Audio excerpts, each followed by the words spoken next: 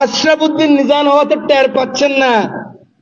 ৯,০০০-এর উপর কমলনগর মামলার আসামি, রামগতিতে ৪,৫০০ মামলার আসামি।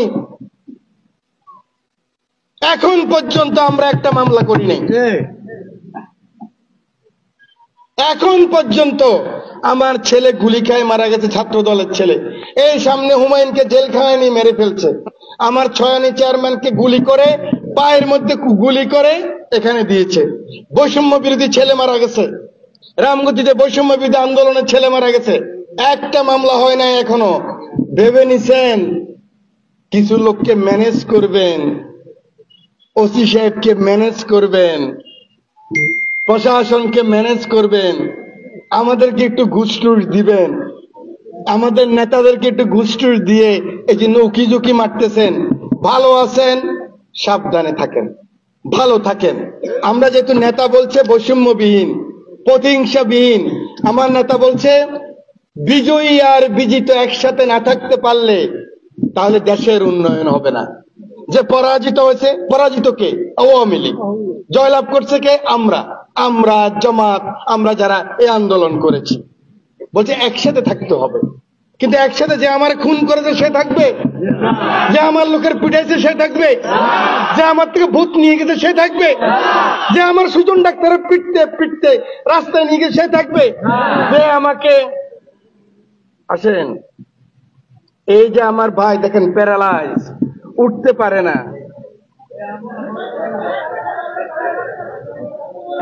উঠতে, আপনারা চিনেন না? কি নাম?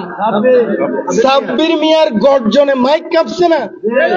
এই তুরাবগঞ্জে কুবাইছে একটা দুটা না, 20টা কোপ। এই আমার প্রেসিডেন্ট কাদের, আব্দুল কাদের, মৃত্যু মুখে মেজরকে দিয়ে, বিডিআর এর মেজরকে দিয়ে আমি তুরাবগঞ্জ থেকে বাইর করছি। সবাই মনে করে বিএনপির লোকেরা নিজান সাহেব ভুলে গেছে। আরে আপনারা ভুলে যাবেন, নিজান সাহেব ভুলে না। আমি ওই সময়ের অপেক্ষা করি। এখানেই তো বলে গেছিলাম হাসিনা থাকতে পারবে না। 26 তারিখে বলি নাই? 26শে ডিসেম্বর বলছি ভোট নিতে পারেন, এমপি হইতে পারেন, 6 মাসের বেশি টিকবেন না। 6 মাস টিকে নাই কিন্তু। ওত নেওয়ার পরে মাত্র 4 মাস ছিল। আমার রামগতির যারা ইনভলভ, কমলনগরের যে সমস্ত আওয়ামী লীগের নেতৃবৃন্দ, আমার চেয়ারম্যান ভাইরা বিএনপির অফিসে পর্যন্ত গেছেন। আমার বিএনপির প্রেসিডেন্টকে অফিস থেকে নামাইয়া সেক্রেটারিকে ধাক্কায় রিক্সা তুলে দিচ্ছেন। উপজেলা যার ভোটে দাঁড়াইছে ধাক্কায় বাড়ি পাঠাই দিচ্ছেন। আমার আলী ডাক্তারে পিটাইতে পিটাইতে কেন্দ্র থেকে বাইর করছেন। আমার অসংখ্য নেতা কর্মী বাজারে উঠছে, কান ধরছে, বাজারে উঠছিস কেন? মনে করছেন ভুলে গেছি? সময়ের জন্য অপেক্ষা করতেছি। যদি ভালো হয়ে যান, চুপচাপ থাকেন, কোনো অসুবিধা নাই। কিন্তু সাধারণ আওয়ামী লীগের সাথে আমাদের কোনো বিরোধ নেই। আমরা বৈষম্যবিহীন সমাজ করতে চাই। গুন্ডামি করছে 300 লোকে, 200 লোকে, বাকি লোক তো করে নাই। বাকি লোককে তোমরা নষ্ট করছো। ওদের মাথার উপর বড়ই রেখা, তোমরা লবণ রেখা, তোমরা বড়ই খাইছ। এবার লবণও খাবো তোমাদের মাথার উপর রেখা, বড়িও খাবো তোমাদের মাথার। ভদ্রতাকে দুর্বলতা ভাইব না ভাই,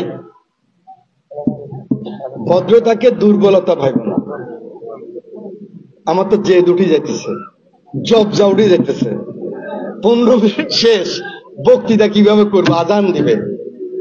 আমি সরাসরি এবার নির্বাচনের দিকে আসি। আমি আপনাদেরকে চিনি, কিন্তু আমি কিন্তু ওরকম লোক না যে আপনি বলবেন ডোজ দেন আমি ডোজ দেব। আমি বেগম খালেদা জিয়া আমাকে বলে আমার ছেলে আসছে, কোকো ভাই মারা যাওয়ার পরে বলতে যে আমার ছেলে আসছে। আমি আমার মার অপমান হবে কোনোদিন, আমি এটা সহ্য করতে পারবো না। আমি তারেক রহমান সাহেব আমাকে অসম্ভব পছন্দ করেন। উনি ভালোবাসেন তো বলা যাবে না, উনি এত বড়, আল্লাহ ওনাকে এত বড় বানাইছে। আমি তো ওনার সমান না, কাছাকাছিও না, কিন্তু উনি আমাকে পছন্দ করেন। পছন্দ করা একটা বড় জিনিস।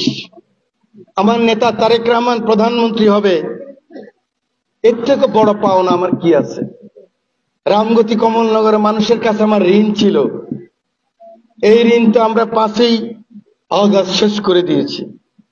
ঋণ শোধ হয়ে গেছে, আপনারা এখন মুক্ত।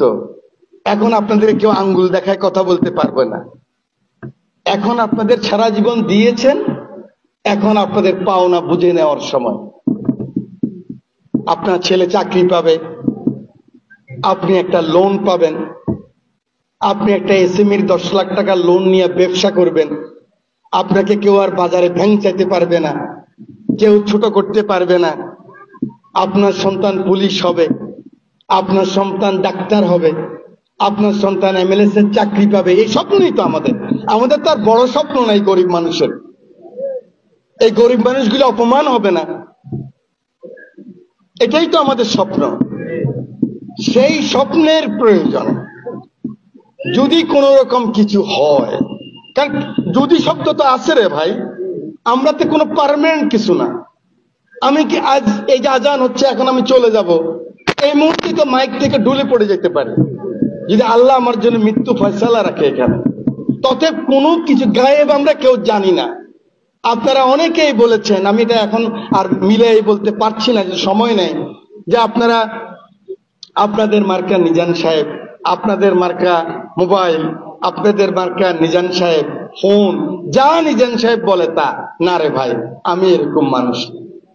কিন্তু আমি এটা জানি, এখানে যদি আমার নেতা জনাব তারেক রহমান দাঁড়ায়, এখানে যদি খালেদা জিয়া দাঁড়ায়, এখানে যদি আমির খসরু মাহমুদ দাঁড়ায়, এখানে যদি মির্জা আব্বাস দাঁড়ায়, মির্জা ফখরুল ইসলাম আলমগীর দাঁড়ায়, অবশ্যই আমি তাদের চিফ নির্বাচনী এজেন্ট হয়ে কাজ করব।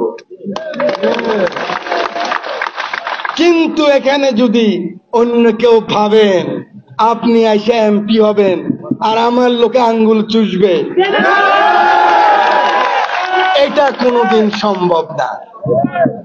সিদ্ধান্ত পরিষ্কার। তবে না, যেহেতু আমি ইমোশনাল কাজ করি না, আগামী 6 মাসের প্রোগ্রাম আজকে ঘোষণা করতেছি। প্রত্যেক ওয়ার্ডে ওয়ার্ডে একদিন এক ওয়ার্ড, এরকম না মিটিং একটা করে চলে আসব, প্রত্যেক ওয়ার্ডে আমাদের সভা হবে, উঠান বৈঠক হবে। আমার ডেট দিয়ে দেব, সেখানে আমার বোনেরা থাকবে। সেই ওয়ার্ডে 3টায় শুরু হবে, 6টার সময় এই ক্যাটাগরি নিয়ে যাব। কারণ একটা ভদ্রতা তো আছে, সকালের লোকে খাইছে, বিকেলের লোকে না খাইতে পারলে। এইবার 155 দিন, 155 দিন পরে আপনারা যদি সকলকে নিয়ে পায়ে হেঁটে কমলনগর সভা করতে পারি, 40,000 নারী পুরুষ নিয়ে, রামগতিতে 40,000 নারী পুরুষ নিয়ে, তখন সিদ্ধান্ত দেব কি পাহাড়ের সাথে যুদ্ধ করব না আসমানের সাথে যুদ্ধ করব। সেদিন যদি আমার বুঝ হয়, আমি বুঝতে পারি আমার নেতা কর্মীরা, আমি তাদের মার্কা, যে কোনো কঠিন সিদ্ধান্ত নিতে আমি কিন্তু দ্বিধা করব না ইনশাআল্লাহ। রামগতিতে 60,000 নারী পুরুষ নিয়ে উপস্থিত হতে পারবো। অতএব এখন থেকে আমাদের ভোট যুদ্ধ শুরু হয়ে গেল। এই যুদ্ধে নারী পুরুষ ভাই বোন সকলে আমরা ঐক্যবদ্ধ হয়ে কাজ করব। আল্লাহ হাফেজ।